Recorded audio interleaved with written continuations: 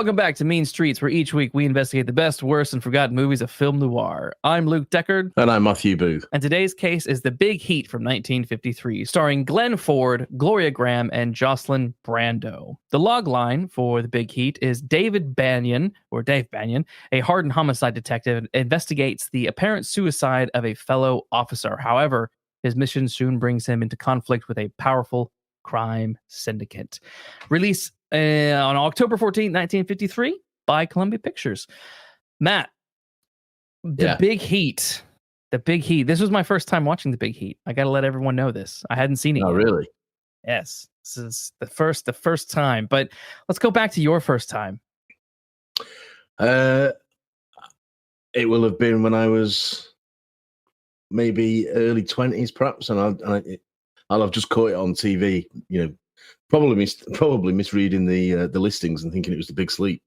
But I remember being absolutely horrified by this film in a good way. Just how gritty it is and just how violent it is, given that it's 1953 and based on a newspaper serial. And then I didn't see it again for ages, and I watched it just a couple of years ago. One of the reasons that it was just after I'd watched it that we decided to do this podcast, and that was one of the reasons I wanted to put it on as an episode, because I think it's noir to its dirty core, and it's really good. But there's also some interesting things going on in it.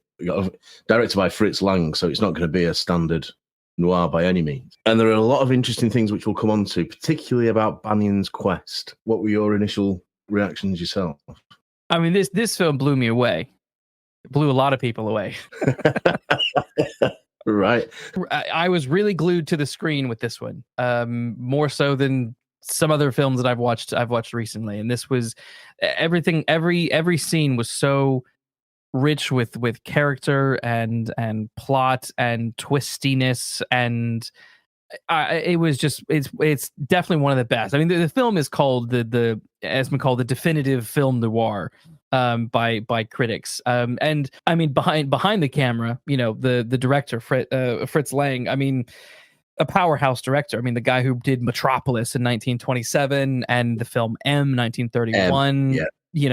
Like, he knows what he's doing, and he does some. This film noir is interesting because, unlike others that we've talked about, like Out of the Past or Big Sleep or whatever, there's we always talk about how noir plays with light and shadow. He does something a little bit different with the way he composes his shots that I found fascinating, and that is, funnily enough, we were complaining about this as an issue with Beverly Hills Cop, and that was there were a lot of flat shots, flat stagnant shots. But with The Big Heat, all the shots are pretty flat. They're pretty flat. There's not a lot of depth, but there's still so much going on in those scenes. That he knows how to grab your attention with it. Like, it's flat, but it's not flat. It's quite. I don't mean stagey in the sense that it's dull. I don't mean that at all. What I mean is the shots are quite mid shots and long shots, and it's a lot of people talking in rooms, and it's a lot of it's not a lot of action as such in each of these scenes, but they are nevertheless compelling because of what is happening in them, and what's being said, and what's being hinted at, and what's bubbling under the surface. That's what I find captivating about this film. But you're right. The shots. There's no. Given that it is Fritz Lang, who was one of the great expressionists, there's not a lot of that in this film. You're right. Yeah, and there's not a lot of that film noir thing that I always go on about it starting in shadow and light just appearing, rather than starting in light and shadow and going into shadow. There's not a lot of all that sort of German expressionism in this film. It's almost as if he's sort of done with that, and he's telling now a very straightforward, in inverted commas, story about a cop on a quest. And that from a visual sense, that's all you need. But where the depth and the texture comes in this is in the characters' motivations, in the characters' outlooks and in what they intend to get out of the and their reactions thereon. Yeah, and their reactions. The thing that I that opening scene is an incredible opening scene, and it's you see a gun go up, and then you hear a gun go off, and then a woman comes down the stairs, and you're sort of like, wow, did this guy just off himself? And unlike films today, they don't show blood or anything like that, but so much is like the first shot you see of the detective who just killed himself, him just lying there face down on the table with the gun there. It showed so much without being graphic. Yeah. But then his wife, the thing that killed me with that scene in a good way was the wife's reaction. Because she just walks down the stairs and coldly looks at her dead husband and almost has like virtually no reaction. It's chilling as she just sort of saunters over to the phone, and you think she's gonna call the cops, and then she ends up calling what's his name? I gotta look it up. Hang on. Then she calls Lagana, the crime boss, and she down the phone she says, it's Mr. Duncan's widow. It's Mr. Duncan's widow. And he's like, what? And then it cuts to Lagana in bed and his bodyguard. Say more about that later as well. That was a scene. That was a scene. His bodyguard says it's Duncan's widow, and Lagana's reaction is widow. He's shocked by it. This is something he's not taken into account, and more importantly, not controlled. And you can tell that he's uneasy about it. Those opening two scenes do a lot of stuff. They without telling you very much, they tell you a great deal. Yes, because I love the fact that cinema's a visual medium, obviously. Straight away that the bloke you don't know who the bloke at the desk is who shot himself. They don't tell you who he is, but you know that he's a copper. And probably a senior copper, because his badge is on the desk in front of him. Mm-hmm. And there's a letter to the district attorney on the desk. Now, he's a cop, but a beat cop wouldn't be writing to the district attorney, and he's in a suit, so he's obviously a very high up policeman. That's done in a gliding camera shot. There's no dialogue in this until she picks up the phone. Then it cuts to Lagana, who is concerned about the fact that Duncan has killed himself. So instantly you know that there's something going on here, that Lagana's disturbed by this death, and you instantly want to know why. Yes. And you also instantly want to know why she's phoning him and not the police or an ambulance. Yes. And that's cutting up the letter. And cutting up the letter. Yeah. So, and that's done in, I don't know, the first sort of 2 minutes of the film with one line of dialogue, essentially. Yeah. That's filmmaking. That is proper filmmaking. And then you also just sort of like understand the threat that Lagana plays. You then get that scene at Vince Stone's apartment where he then calls Vince Stone, and Debbie she's up the phone. And she's like, it's your master or whatever. And she's being funny and coy about it. Lagana's like, why didn't you pick up the phone? And he's like, I didn't know. I thought if it was a person, I would have. Yeah. I'm so sorry. And then you sort of get this tension growing. It's like, okay, so you got a dead cop, you got a crime boss, and then you've got a corrupt politician. And it's all being handled so clearly, but also subtly. It's not beating you over the head with, I'm a nasty criminal, eh? It's absolutely so well done. That opening, it is. I remember I sort of complained about the Out of the Past, because that opening was a little bit confusing as to who Sid was and all that kind of stuff, right? I couldn't quite work it out in that opening scene. I was like, I knew who Mitchum was, but I didn't know who was partner. Those scenes were a little bit clunky. But this was masterfully done. Like you straight away, bam, bam, bam, bam, bam. And why it's important, but also why it's intriguing, and you feel that wonderful menace just bubbling under the surface. Yeah, you do. Yeah, and it grows, and there's this sense of malice and malevolence, and instantly you're in noir territory. Like I said, this is noir to its core, because suddenly everyone's out for themselves, and everyone's got something to play for, and you're thinking these are all crooked, corrupt people, and all of whom have got their own agenda. But and it's something to do with this letter, but you don't know what this letter is. And it's just so well built up that those first few scenes are just so well shot and executed to set up the story, and the letter becomes nothing more than a MacGuffin, really. It's quite simply explained, and I think it's explained in just a couple of throwaway lines what it is.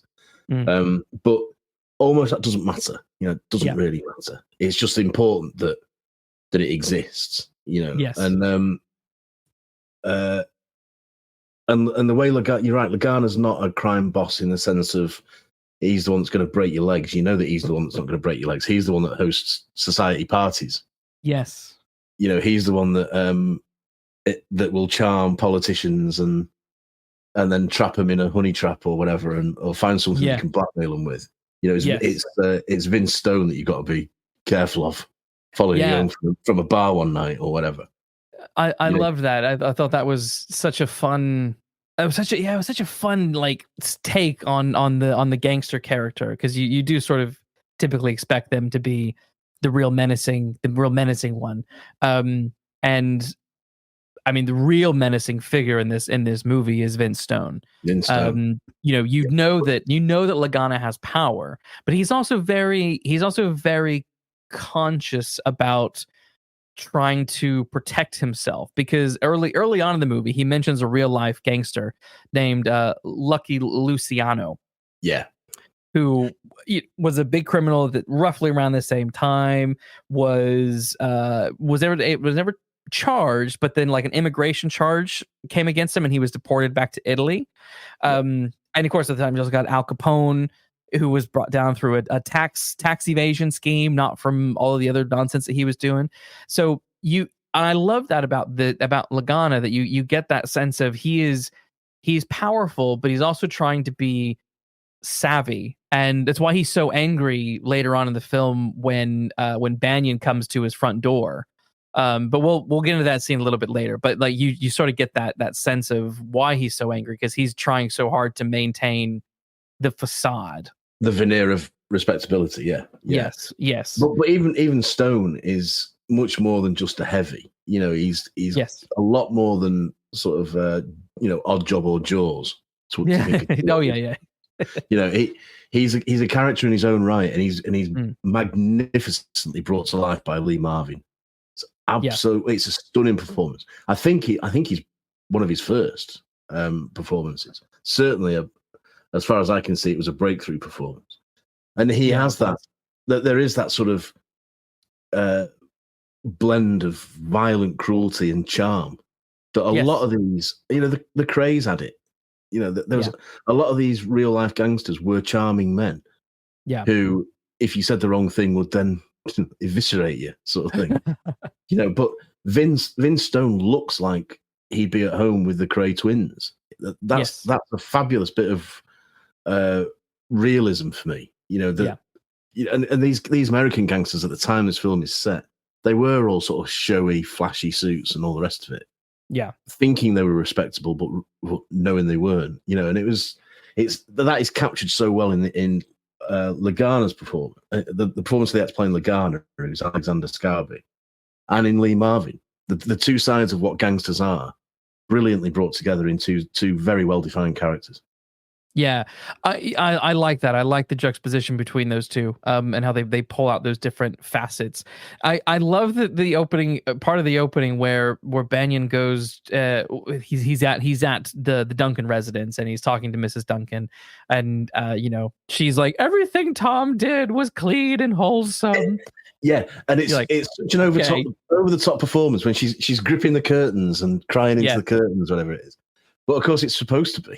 Yes, and because there's that wonderful scene where we first, she's alone in her room, and she's like basically preparing to put on the show. Yeah. For when Banyan comes in, and once he knocks on the door and comes in, she races over from her vanity to sit on a chair and to be all like, ooh, and it's I love it. And he's like, why did he take his life? And she's like, it must have been his health. He was complaining about a pain, You're just like, and I like how Benny's just like, okay, maybe, I guess. And like, but and the rest of the police are like, yeah, that's what it is. That's fine. That's all it is. He had some pain, so he killed himself. And he's just sort of like, I just don't know. This feels odd. But yeah, I love that scene. I thought that was a great scene that kind of, again, because Mrs. Duncan's opening scene was so cold and chilly, her character now becomes a bit more interesting because you're like, okay, she's putting on a show. And why? Like, did she actually kill him, or did someone else kill him? Was it really suicide? And I like when they're just like, it was definitely a suicide. There's gunpowder. He definitely killed himself. Yeah, and even Banyan himself does it. Yeah, and you're like, oh, okay, so he really did it. But like, what drove him to it? Like, then you're back to that letter that she's torn up, and you're like, what are the secrets? I must know the secrets. Yeah, yeah, and I like the fact in that opening scene with Banyan that he is suspicious. He is saying something stinks here. But Glenn Ford, the amount of underplaying that Glenn Ford does in this film is staggering. But every time that he underplays a scene, it's perfectly done. It's absolutely right. And he could have easily overdone it on this.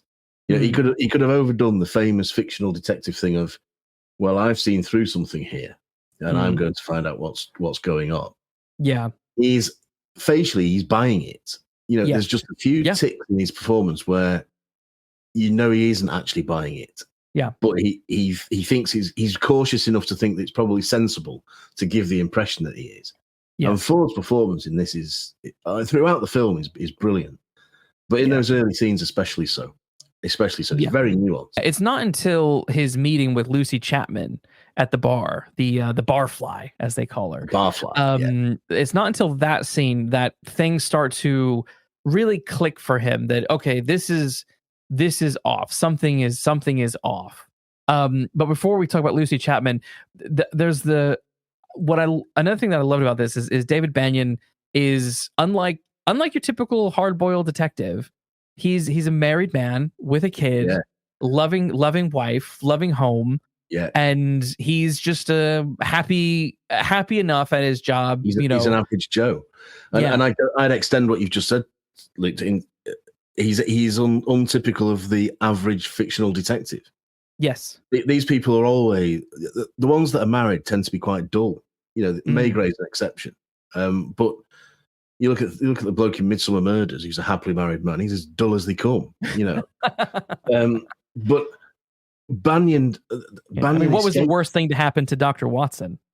Well, absolutely. Talk about emasculating an adventurer. Watson's marriage is exactly it. So fictional detectives tend to not work for me if they are happily married people, because then they lose an edge. They lose part of their impetus to keep on going and not let something go. Yes. But Banyan, somehow it works for Banyan, and it's got to work for Banyan because he is the one honest man in the city. Yes. So to have him with a secure family unit just reiterates that. Yeah. But again, does it visually?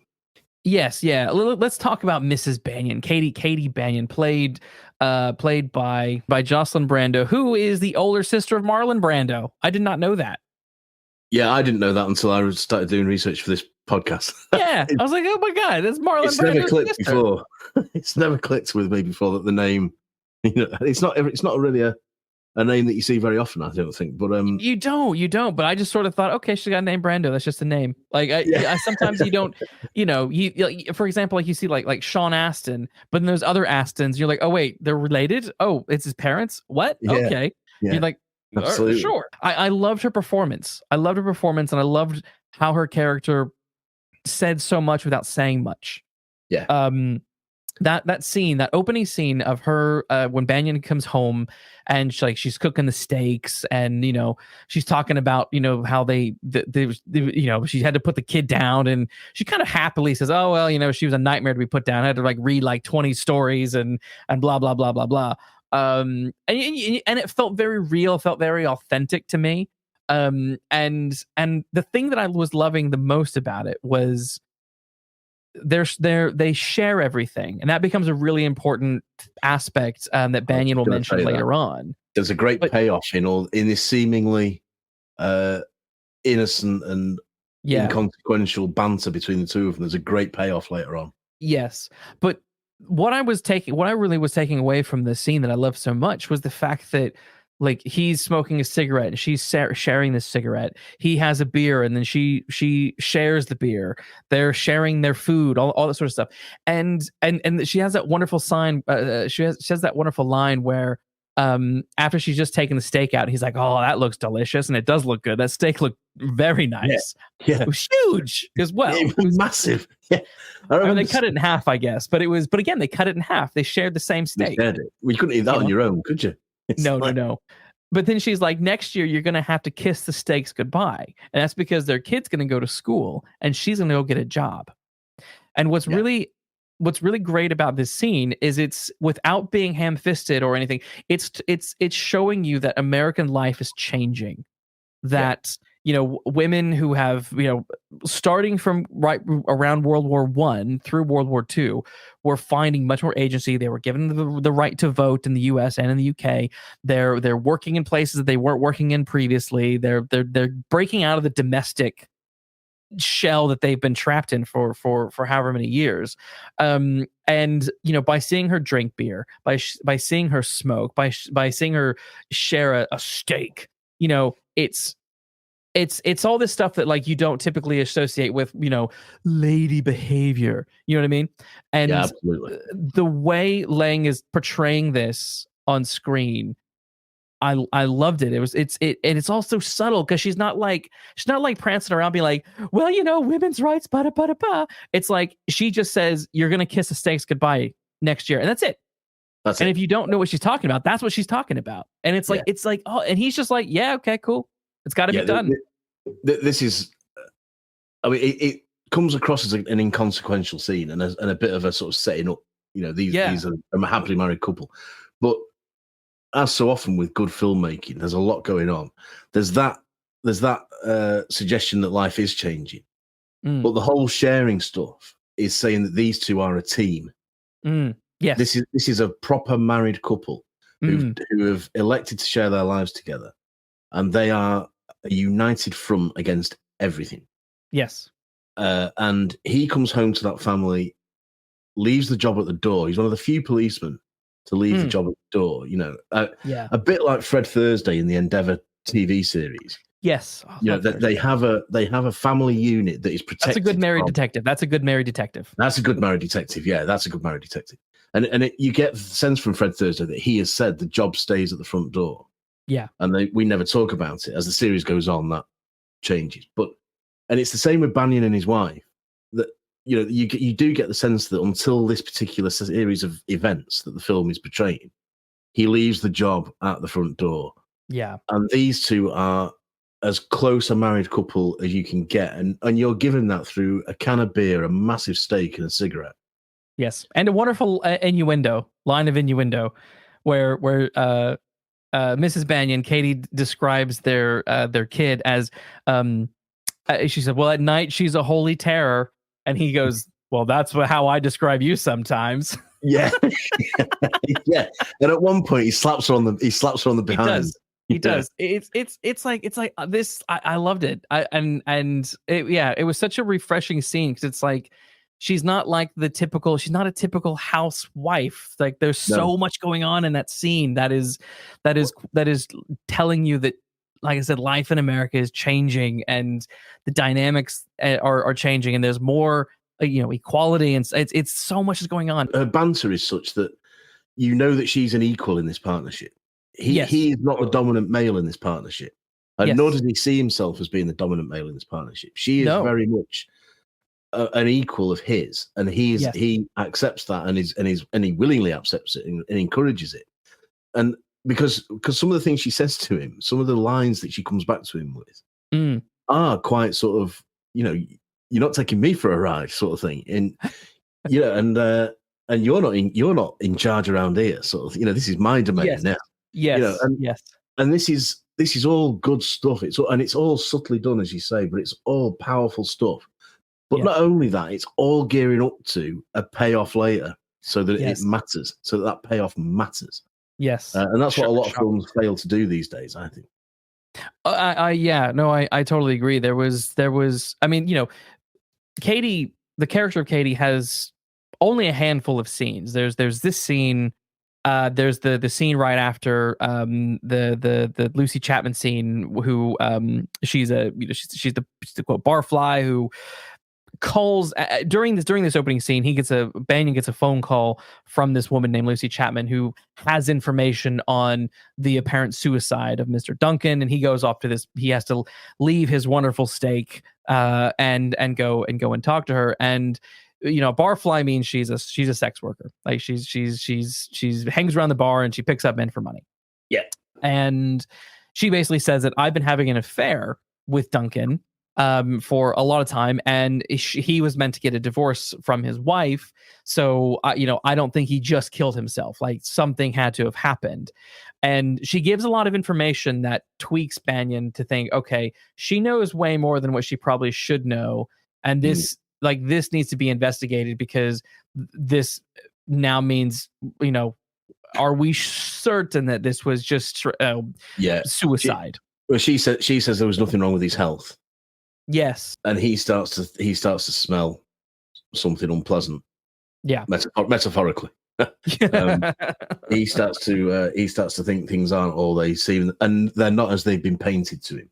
So after that scene, Banyan just gets really frustrated because he's trying to solve this, and he confronts Mrs. Duncan again with this information. She admits to knowing about the affair, but says the divorce was a lie. So everything is getting very murky. You're like, you're not really sure who is telling the truth and who isn't telling the truth. The implication is that, well, she said that everything her husband did was wholesome and clean. That is a facade. That's now crumbling down because he's clearly not wholesome and clean as she was pretending. So he's picking up on the lies that she's saying, but he gets in trouble with his lieutenant because someone like Mrs. Duncan she's high up in the chain. His lieutenant's like, you need to maybe back off. And he's like, F you, why? Because he knows now that something isn't right. Yeah. And this is where the scenes with his wife and his daughter begin to pay off. Yes. Because this is where you start to learn that he is an upright, honest, hardworking family man. Yeah, he's the normal guy in the midst of all this corruption, and that's how he's going to be throughout. Yeah, and it slowly starts to pay off that he's the man who's going to say, no. I appreciate what you're saying, Chief, but I'm not going to do that because this isn't right. This man did not kill himself because he was ill, which means the wife has lied. Yeah. Why has the wife lied? Why would this Barfly be spinning me a yarn if it isn't true? And he starts to suspect that Duncan wasn't all he seemed as well. Yeah. And so his nose starts to twitch, as fictional detectives' nose are wont to twitch. So that's the start of his moral crusade. And I think that's what it is in The Big Heat, rather more so than it is in a lot of film noir private eye films. This is a moral crusade to clean up a city, which is why it is so important, the point I made before, that he is shown and portrayed as a family man with moral values and a very strong moral compass. This is all building up to the big kickoff of him pursuing the investigation. And the thing that really instigates everything is the Lucy Chapman, the Barfly, ends up getting murdered, but not just murdered, but like she's tortured. And this is another one of those incredible scenes that you do not see the body, but he goes to the morgue. He comes out of being shown the body. The mortician guy's like, was that her? And he's like, yeah, that's her. And she's been thrown out of a car. And then he's like, at one point he's like, yeah, you saw them cigarette burns. And you're like, oh my God. So, because like she was tortured and I saw them cigarette burns. And he's like, yeah, I saw them. Banyan says, yeah, I saw them, every single one of them. So there are multiple cigarette burns. And, yes. And again, this is paid off later in a later scene. This pays off in a later scene. But he gets that telex first, doesn't he? That says that the body of a woman's been found, beaten and tortured. Yes. And thrown out of a car like a sack of rubbish. You don't need to see that. What this film does brilliantly is plant suggestion in your mind. Yes. Like the best sort of horror films do. I don't mean slasher guts and gut. The horror films that work best are the ones that plant something in your mind and let you imagine what you've seen. Yeah. And this film does that a lot. You think you've seen things in this film that you haven't really seen, like the shower scene in Psycho. You think you've seen the knife go in, but you don't. In this, there are things that you think you've seen that you haven't, which we'll come on to later. Mm. And this is the start of that manipulation of your mind in this film. Yeah. Because you know what that body looks like, but you haven't seen it. Yeah, from one telex on one line, you know what state that body's in, and that is a subtlety, but with a sledgehammer sort of thing. Because there's no doubt what state Lucy Chapman is left in, no doubt whatsoever. Yeah, but you don't see a single frame of that body. Brilliant stuff. No. And this also shows another side of Banyan's character that I really liked, and that is, and this is quite standard of like the hard-boiled detective like figures, and that is, he is, when it comes to justice and standing up for people, he's always that figure. He or she is always standing up for the lower classes, and treats them as humans. And you have this scene, the initial scene with him and Lucy Chapman. He's not treating her poorly. He's not treating her like she is scum or anything like that. He's there to listen to her and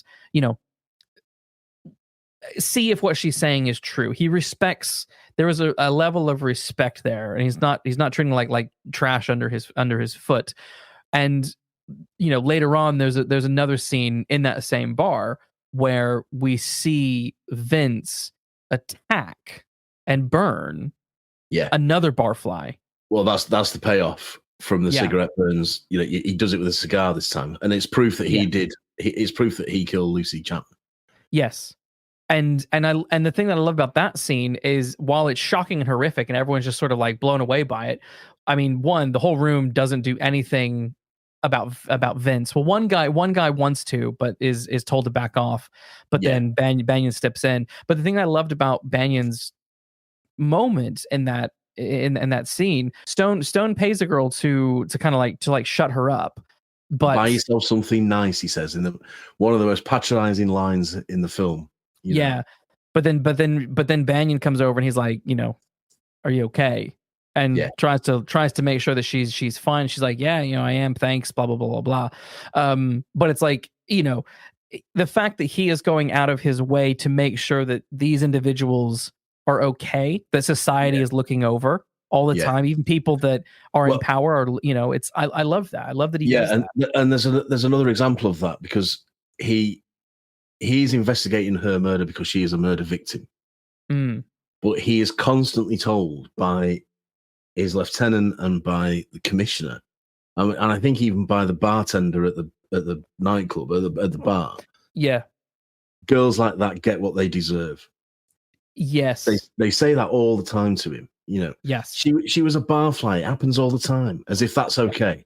And he says quite categorically, well, no, she deserves better than that. She deserves as much right to live as we have. Regardless of how she makes her money, sort of thing. And again, all that is hammering home the fact that Banyan is this moral, upright, honest man who, as you say, sees people as people rather than people as commodities or people as pigeonholed sections of society or whatever they are. That's a powerful statement for 1953. Yeah, no, it is. For the time this film is made, this is a very bleak and uncompromising piece of cinema. We look at it now at 2024, and we can perhaps say, or some people will say, it's a bit tame. But I will fight against that to my dying day, that this is not a tame film at all. And at the time it was released, this would have been beyond shocking. That's the thing that one of those things that really impressed me. So we're thinking this is 1953, and this film is not being prejudiced against, women who are working the streets. Yeah. And you think that it would be. We assume that it would. Not being prejudiced against these people is, to me, one of the most impressive things for that particular era. Yeah, and I don't think he's patronizing to them either. I don't think he feels sorry for them necessarily. No. Banyan. I think he just, he accepts that life is tough for some people, but that they deserve respect and they should be treated with respect. And that's you look back at it from our point of view now as a society. That is pretty forward thinking in 1953. That really is. This is what drives me nuts about modern day commentary sometimes is a film will come out and be like, oh, this is the first time this is ever, blah, blah, blah. And I'm like, so many times when people say that, I'm like, stop it. Stop saying this is the first time, because it's 2024. There's nothing new. There's nothing new. Like, no, it's the old Sherlock Holmes quote that there is nothing new under the sun. The old wheel turns and the same spoke. Yes, Sherlock Holmes quoting the Bible. Yeah. That old Sherlock Holmes quote. Yeah. There's nothing new under the sun. Yeah, but it is true. It is true. You can find, you can always do more, and there can always be more of X, Y, and Z. But like, this is where I'm like, these films, these moments, these stories that do this stuff need to be remembered. They need to be praised. They need to be focused on for the important work that they did. Yeah, with some of this stuff. Because the people who wrote this film and directed this film and starred in this film were far more ahead of their time than we currently are now. We're not ahead of our time. They were decades ahead of their time. Yeah, and it's a shame that these films like this aren't more widely known outside of people that like you and me that enjoy this sort of film and know about these films. This should be on syllabuses. It should be released in cinemas every other year or something. It's not in a Marvel movie, so it hasn't happened yet. Yeah, that's right. Yeah. Shut the F up. Okay, so this really is a prescient film in many ways. And the treatment of sex workers, because that's what that is what a barfly is. The treatment of sex workers.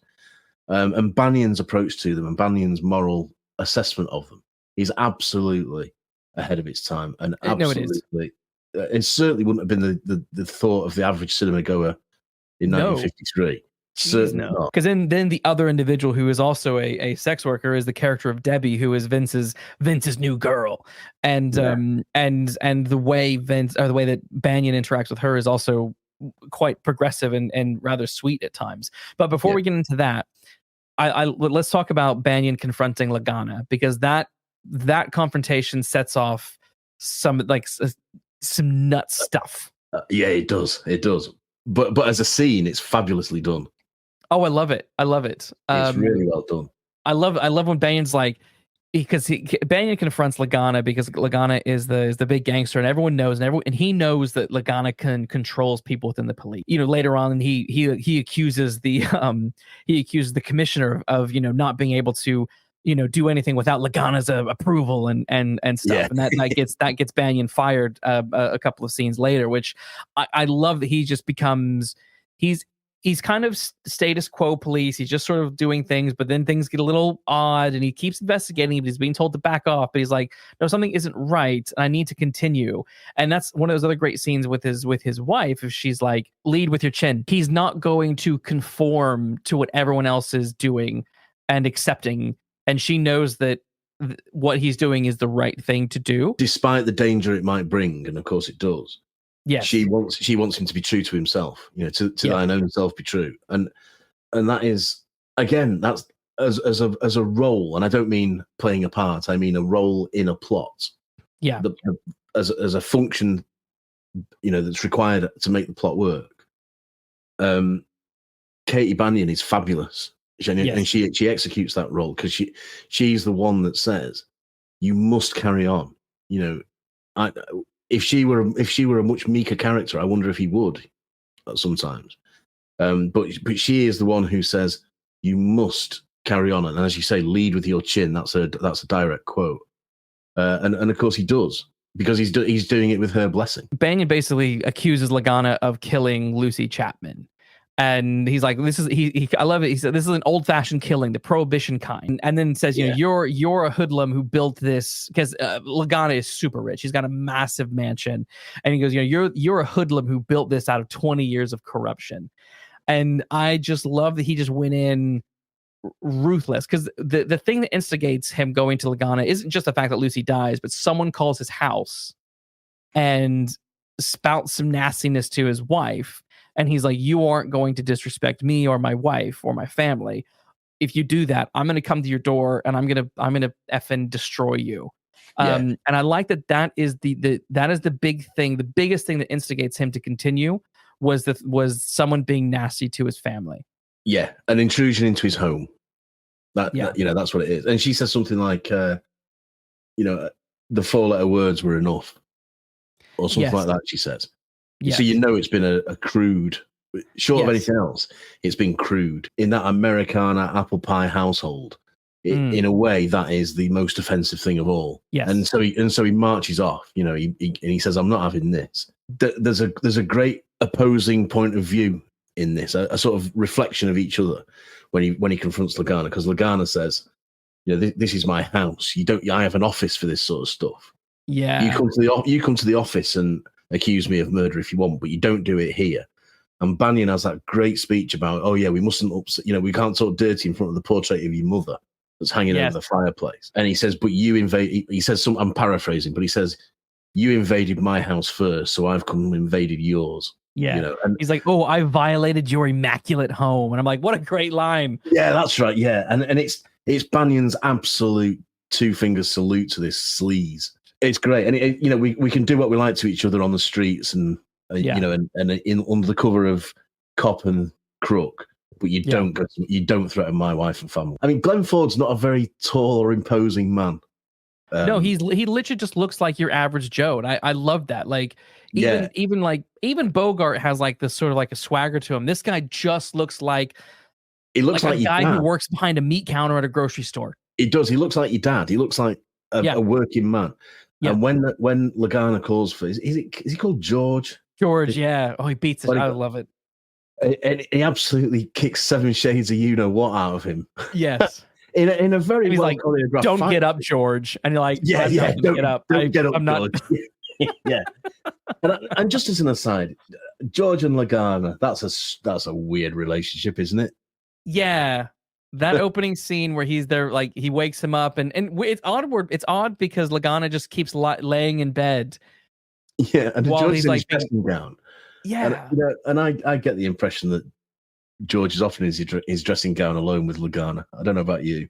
Yeah, there was some homoerotic tension in that scene that I was like, is this film going to go there? Is that the implication? Because it does feel sort of implied. And again, it's an example of this film being sort of ahead of its time, because one of the Cray brothers certainly was either homosexual or bisexual. And I get that sort of, and he had openly male lovers who would attend to him. And I get that sort of relationship from Lagana and George. And again, for a film to be it's not really overt, is it? But for a film even to suggest that about its central villain is and not apologize for it is a very progressive piece of filmmaking and a progressive choice to make, because I don't think you can escape that interpretation of that relationship. No, it only occurs to me because George is in his why would he be in his dressing gown? I mean, it's late at night, maybe. You know, it's bed. I mean, but it has a weird. There's still a weird vibe. You know, it's like you're the bodyguard, not the butler. Yeah, that's right. Yeah, that's right. You know, so why are you going into his bedroom in a dressing gown without fear of reprisal, sort of thing? That's what. It's obviously a dumb thing. You know, yes, I can't imagine Vince Stone going in that bedroom in his dressing gown, for example. Yeah, no. But yeah, that first confrontation scene is so well done and it's so well acted. Yes, and I love the fact that it's just little touches in this film that really make it for me. like you say, don't get up, George, because you know it'll be a mistake, and George doesn't get up. But as Banyan leaves, he doesn't close the door, he doesn't slam the door, he throws the door open and lets it do its own thing, and it doesn't close. Yeah. He's got so little respect for this crook that he's not gonna close him in on his own little world. Yes. Because essentially he's going to blow his world out like open. Yes. A fabulous piece of direction, that. Yeah, it's terrific. Now the next big thing that happens, we can talk about the big scene now. The result of Banyan doing this is spoiler alert. Spoiler alert for this 80-year-old movie. But to be fair, I'd never seen it, so I wouldn't have known. But yeah, massive spoiler alert. So it's the Banyans are going to go on like a date night, which, you know, you're like, oh, this is sweet, it's nice. There's incredible sexual tension in that scene between the husband and wife, that you really buy into. And you know, she's basically Katie Banyan's going to go fetch the babysitter while Dave puts the kid to bed. And you know, they're talking, and there's tension, and there's back and forth, and it's wonderful. And then she's like, okay, I'm gonna get the babysitter, I'll be back. And it literally in my notes, as she walks off, I write, is something going to happen to her? And then the next thing you hear and see is there's a window right behind Banyan. You see a massive flash, and you hear a tremendous boom, and you're like, they blew up the car. Yeah. Just before that, Banyan's playing with his daughter or reading her a story. Yes. And all that's very sort of cute and cozy and all the rest of it. Yeah. But the sound effects in this are great, because you hear the front door go. Yeah. You hear the car door open and close. It's all very normal. Then there's a pause. You hear the engine, and then it's the explosion. There's a lot of little sounds of normal stuff. Yeah, that build up to what is a shot. And I watched this with my wife on Thursday night. We're recording this on Saturday, but I watched this with my wife, and she'd never seen it either, and she jumped at this. It was a proper jump scare before jump scares were a thing, and I can only imagine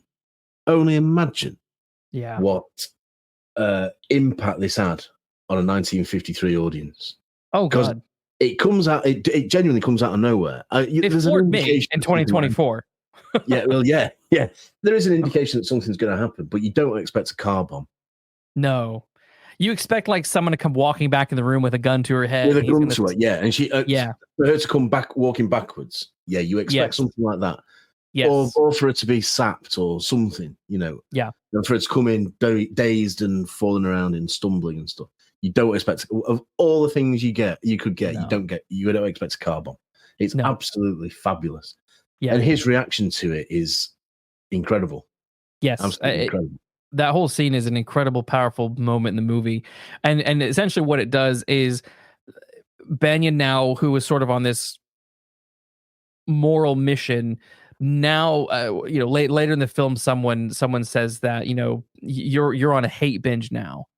Yeah. And that's really, it's like a righteous hate. Like he is now going to destroy the people who destroyed his life, because this is now vengeance. He's now on revenge. Yeah, definitely. Yeah. And I love that. He takes it to a wonderful conclusion, which we'll get to shortly.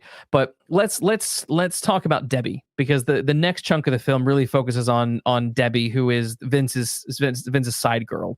And Banyan meets her at the bar where he originally spoke to Lucy Chapman, and they meet at that time where Vince burns the other Barfly. Yeah. And basically Vince leaves the bar, rushes out because he doesn't want any drama, because he's a big politician, blah blah blah. He runs out, but he leaves Debbie at the bar. And she's like, okay, screw you. And she's like, I want to buy you a drink, to Banyan. And he's like, piss off. Like, he's not having it. He's like, you're Vince's girl. Screw you. No way. If you look, there's a very quick look she gives him when he stands up to Vince, and he squares up to Vince. She's impressed. Yeah. She's impressed by him, and you can see it in Gloria Grahame's face. It's easy to overlook, but because you're so sort of concentrated on Stone and Banyan, but if you look in between them, her face is framed perfectly between them, and she's impressed by Banyan because she's never seen anyone stand up to Vince before. Yes. And here is, and this is why it's important that Glenn Ford is cast in this film, I think, because as we said, he's an ordinary-looking Joe, and for this ordinary-looking bloke to not intimidating really, to stand up to someone as obviously intimidating and violent as Vince Stone, really strikes a chord with her, and I think that's why she says, "I want to buy you a drink." I think she is just like impressed beyond. Yes. Yeah. Beyond anything she's ever seen before. Yeah. Banyan's guts. Yeah, because she's a very different kind of femme fatale. And I just really quickly back to Vince Stone, like Lee Marvin. Like if you don't know who he is, look up his picture. Like he looks like an intimidating guy. He looks like someone who's like, oh god, you know. And then when you compare Glenn Ford, who's like, you're just like, wow, okay. So you get why. You get why Debbie's like, oh, interesting. And it's no coincidence. I don't think it's a coincidence that Glenn Ford was 20 years later, was cast as Superman's dad in the Christopher Reeve film. My God. He's Jonathan Kent. And of all the actors who could project wholesome middle Mr. America Kent. charm, it's Glenn Ford, and that's why he's cast as Jonathan Kent. My God. That's why. So I think that's why that's partly why he's casting this, because he's meant to be that same sort of moral compass.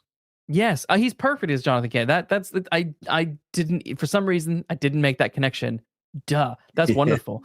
But yeah, so back to Debbie. Like she races out after Banyan after he leaves, and it's interesting because she's the femme fatale of the movie, but she's a very different kind of femme fatale. She is not out to use her sexual charm to get David Banyan and do anything that's going to jeopardize his quest.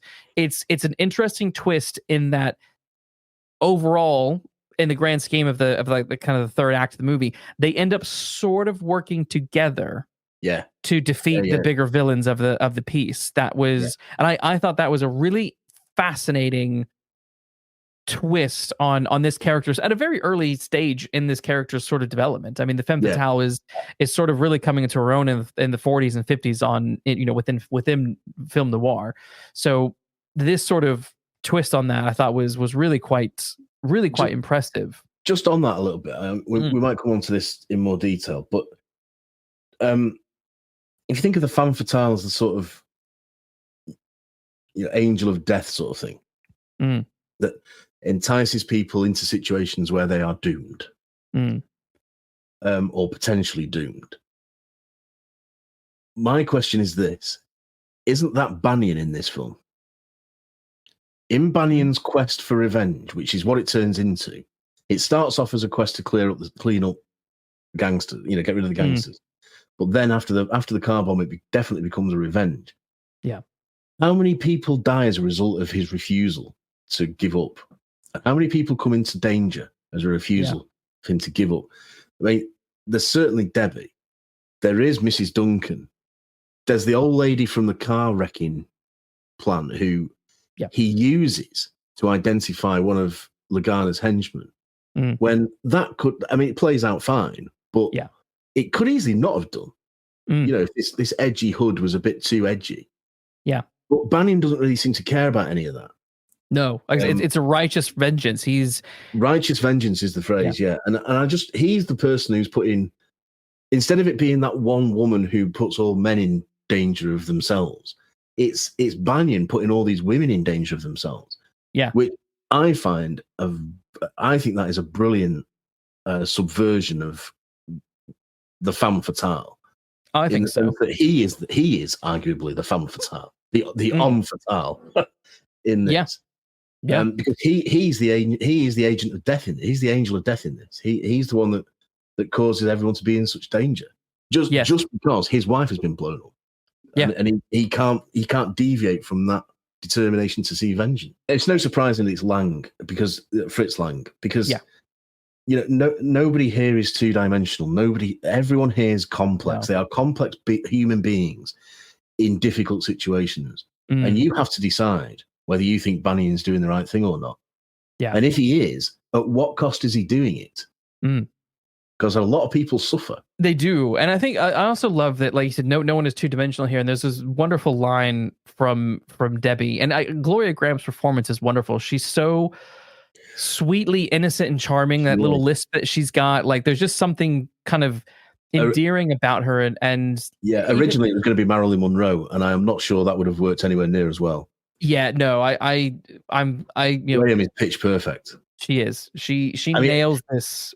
And it's from this film that now famous or infamous meme has come, where it's Gloria Grahame with a teapot of cocktails, and people put it on Friday night after with finished work, and they say it's cocktail time. Yeah, and she's dancing through the lounge. Well, that's from this film.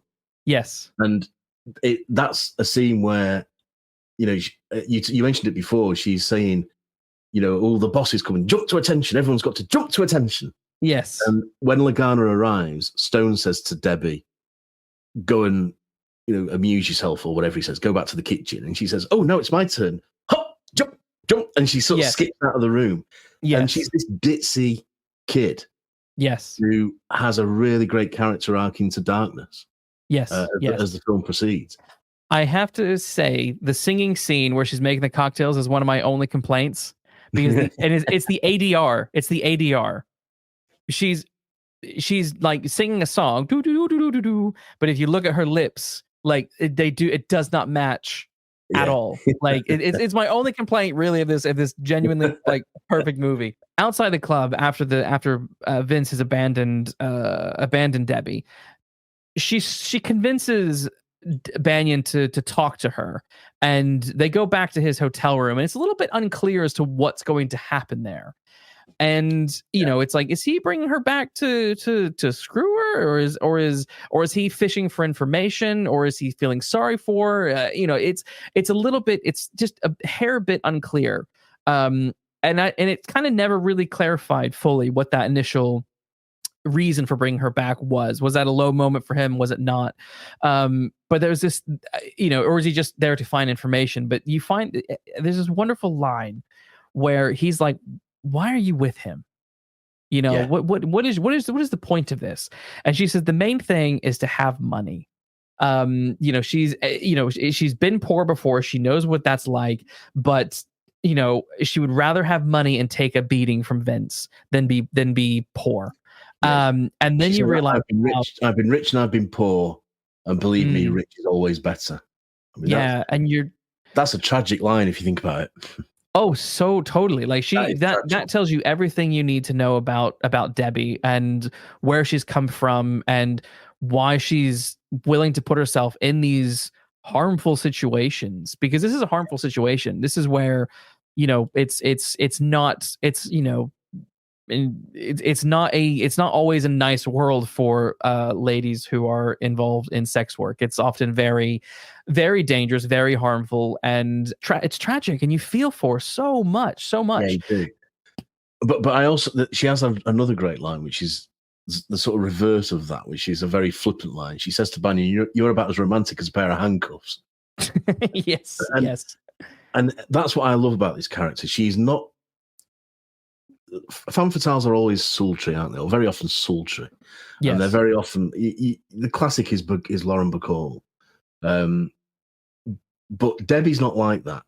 She's a kid trapped in like an adult world and has never really sort of got the guts to do anything about it until she meets Banyan. Do you know who I think Gloria Grahame could have played spectacularly? Go on. Carmen Sternwood. Oh yes. Definitely. Because she has that innocence, that childlike aspect, and I think, I mean, we've talked about this film already, but I think she could have I was thinking about it, it's like she could have probably nailed that role in a way that would have been utterly iconic. Versus there is when she's pursuing Banyan outside the club, outside the retreat club, she's walking backwards, and that's a very childish thing to do. He's marching forward, and she's sort of tripping backwards. Yeah, and that's a very coy, innocent, childish manner about her. Yes. And I don't know. Does he? I don't know. Is he taking her back to that hotel to screw her, or is he taking her back to that hotel for information, or is he just seeing the kid in her and missing his own kid or whatever? I don't know. Yeah. It is odd. It is odd what he does. It is. It's more for information. It just plays slightly confused because you're like, but where else are they going to have a private conversation? Yeah. And also, how else is he going to dig at Vince than by bringing his girl back to his hotel? Yeah. I mean, I would fall on the side of the argument that he has no intention of sleeping with her. Otherwise, that whole setup of that family makes no sense. Yeah, no, he's not going to sleep with her. No, he's not. She might want to sleep with him, and he has that. There's a line that shows that Banyan is starting to become nastier than he might wish to be, and that's when he says to her, "I wouldn't touch anything of Stone's." Yes. And she says that's a rotten thing to say and walks out. Yes, yeah. and I think great exchange. I think that's really what Banyan was trying to set up there is that, because then she goes back home to Banyan and he's like, where the F have you been? And she's like, oh, I went to this place. It was fine. Yeah. And he's like, you're lying. My guy follows you back to Banyan's hotel. Like, what were you sleeping with him? And this is where you get your next big shocking moment. Moment. And this is the moment I was talking about before. I had in mind before when I said, you think you see something in this scene that you don't actually see. This is the psycho shower scene in all but name. Yeah. Because of the impact it has when you've not seen it before. Yeah. Seeing it for the first time, you are convinced that you have seen something more than you do. And again, I watched this with my wife and she gasped at this. Yeah. Yeah. So Vince, they're having an argument, and Vince looks over and there's a boiling pot of coffee and he picks it up and he chucks it on her face, burning her viciously. And it is shocking. It is the psycho scene, because you do not expect that to happen. Like, she's fatale. She's meant to be like the beauty of the film, and the beauty has just been horrifically scarred. But now she becomes a problem. Because they take her to the hospital to be dealt with, but Lagana's like, she needs to go. She's got to go, yeah. And the film just like go for me, like from this point onwards, the film kind of goes like a breakneck speed, kind of racing towards its big conclusion, and I love it, because then she races out of the hospital after she's been treated, goes back to Banyan. She's got this Joker like mask on her face, wrapping on her face to sort of hide the scar, and she's mortified. I'm gonna be scarred for life, and she's just horrified by everything. And there's a few sort of like twists and turns that come along the way. We think that Banyan's daughter is going to be put in danger, but his brother-in-law brings in some friends to make sure that they're all kept safe. I love that. I love that scene. That's really good. Yeah.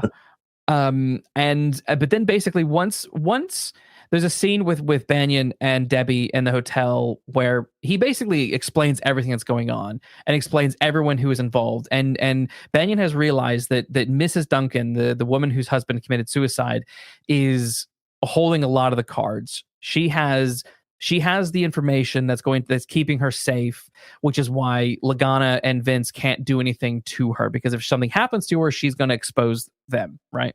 Yeah.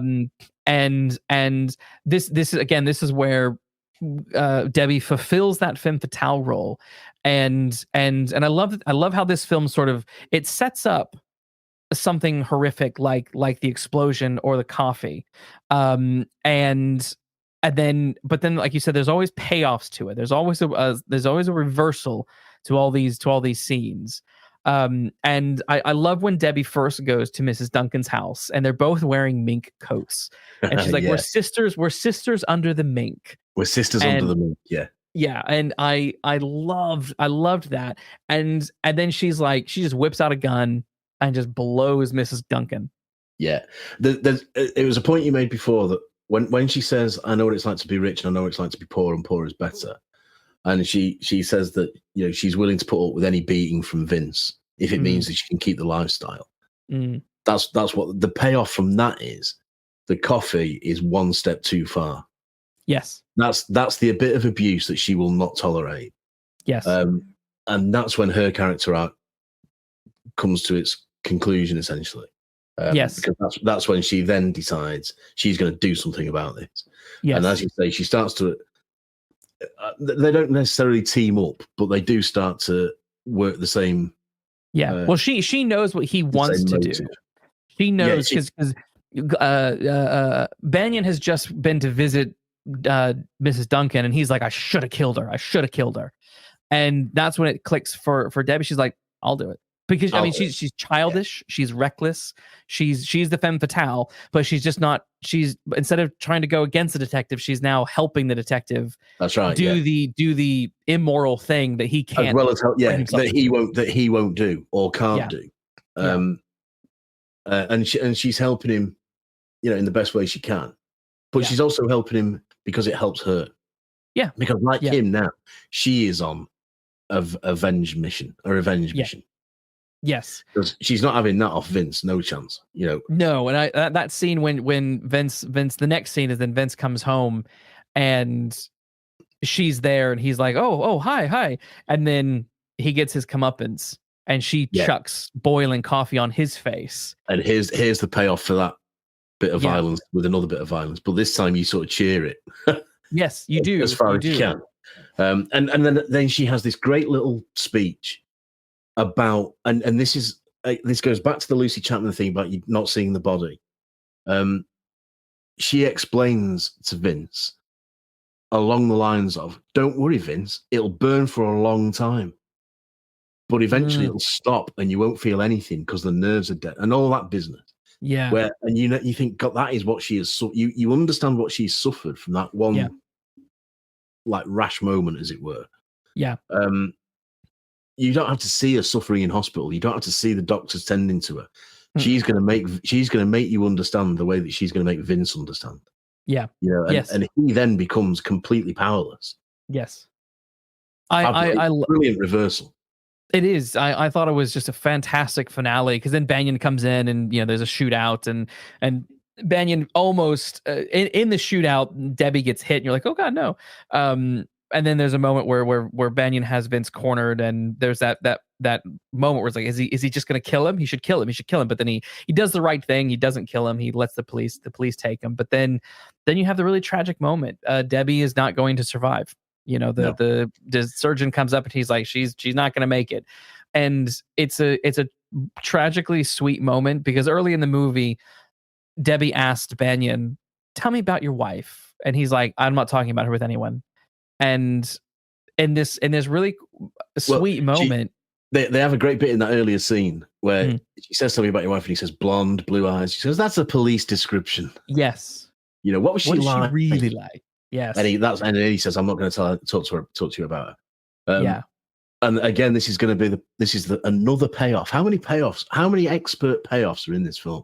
Because here's another payoff. This is the payoff in this closing moment with Debbie. Is the payoff for the steak, the can of beer, and the cigarette at the end. Yes. Because this is where he explains why that happened. Yeah. And he does it with tears in his eyes, because this is what he was like. Yeah. It's a brilliant screenplay, but it's also a brilliant bit of direction. Yeah, the performances are wonderful. I think if you watch that opening scene, you don't get a little bit teary-eyed, you have no soul. Yeah, definitely. You know what I mean? Yeah, absolutely. It's genuinely really moving, because the whole time she's like, I don't want to die. I'm going to die. I must look awful. And she's like, and she's like, oh my God, this is so sad. And she covers, is she lying on a, he's put her mink coat under her head. He props her head up, yes. And she covers her face with the coat, part of the coat. And she says, I must look awful. And he's tender with her. He's very emotional with her. And after he says a bit about his wife, she just says something that kills me. She says, I think I would have liked her. You think, oh, God. It really is a gut-wrenching finale. It really is. It is. It was such a mind-blowing performance, mind-blowing film, all done in an hour and 29 minutes. An hour and 29 minutes. Think of what magic that is. Cinematic gold that is. Yep. I mean, today when films are 2.5 to 3 hours on a regular basis, and it's bloody exhausting. Yeah. Like the art of everything that went into this film. Because this is what I'm saying. Like, even though Lang shoots the film quite flat in a flat style, and he doesn't really make use of light and shadow like other films do, those scenes are so rich with character and the way the shots are still composed. Like, he where to look and what to see and what's going to be important and what's. I think his use of light and shade is best. His expressionism style of filmmaking is best set out and displayed in the final shootout on the balcony. Definitely, yeah, because she's in the shadow throwing the coffee. You don't see her throw it; you just see she's the coffee in the just shoot from the shadow and burn his face. You just see it happen, and it just sort of comes out of nowhere. It's almost as if it's a sort of force of nature, that coffee. Yeah. Whereas when Debbie is burned, it's all in bright light. It's all in the bright light of the apartment or the penthouse. But when Banyan and Stone are firing at each other on the balcony, that is all shadow and light. That is noir. That is expressionist noir. Yeah. Now, I don't know if this is intentional or not, but the last line of the film is "Keep the coffee hot." Oh, I didn't catch that. That's funny. That's intentional. That's intentional. If that's intentional, it is a real good sucker punch. That's intentional. That's got to be. Come on. That's intentional. Two vitriol throwings with coffee. And the last line is "Keep the coffee hot." That is bittersweet, to say the least. But in many ways, it's a perfect ending for this film. It's perfect. It is. And there's no schmaltz about it. Banyan's reinstated. He's back on the job. He's vindicated for everything, and the future looks brighter than it did. Yes, but there's no sentiment in that at all. There's no sort of schmaltzy heroism about it. He's just back on the job. And I think one last thing that we didn't really mention, I just want to mention very, very briefly, is that throughout the movie, there are a couple of policemen friends of Banyan's who are trying to be helpful to him, and you're not really sure if you can trust them, including the lieutenant. But then by the end, they sort of risk their careers in order to help him, because you begin to realize that there are good individuals within this corrupt society. Yeah. Well, the lieutenant comes into his own, doesn't he? Yeah. He essentially says, screw it. Because hasn't his wife said something like, it doesn't matter anymore, we've got enough. It's okay if you lose your job, yes. Yeah, we can retire, it's okay. And he says, she's happy. But again, it's another interesting moment where it's the husband doesn't just make the decision. No. The husband and the wife make the decision. You don't see it, but No, but that he's gone out and he said, look, something's happening at the precinct and I really need to speak to you about it, and it's this, and I don't know what to do about it. And she says, be a man. It's the conversation you don't see, but it's the same conversation, I think, that Banyan and Katie had when she says, leaving with gin. You're a cop, what's the matter? What's happened to you? Where have you become so lame, is what I think Mrs. Wilkins said. I guess we can go into closing remarks now. It's a truly impressive film on so many levels. I think on the way it engages with sex work, with the way it engages with the roles of men and women and equality and what was happening socially in the 1950s. It just is a really impressive movie from start to finish. And it shows what it's like to be a gangster's moll. I mean, that's what Debbie is. It shows the benefits and the consequences, I suppose, of and what you have to suffer to have those benefits of being a gangster's moll. We talked about it on the Glass Key episode, the corruption that is in American society. Yes, at this time. This is another film that exposes it without apologizing for it. How many Falcons would we give The Big Heat? It's a 5 for me. Definitely. Five Falcons for me as well. I think performance-wise, direction-wise, cinematography-wise, we didn't really talk about the music, but music-wise, all of it comes together. Its message, it all comes together in a really well-constructed whole. Yeah. And as you say, it does it in about a third of the time that a modern attempt to do it would have done. Well, that wraps up our investigation. Thanks for listening. We'll be back next week with another case. In the meantime, please like, subscribe, and be sure to take care walking down those mean streets.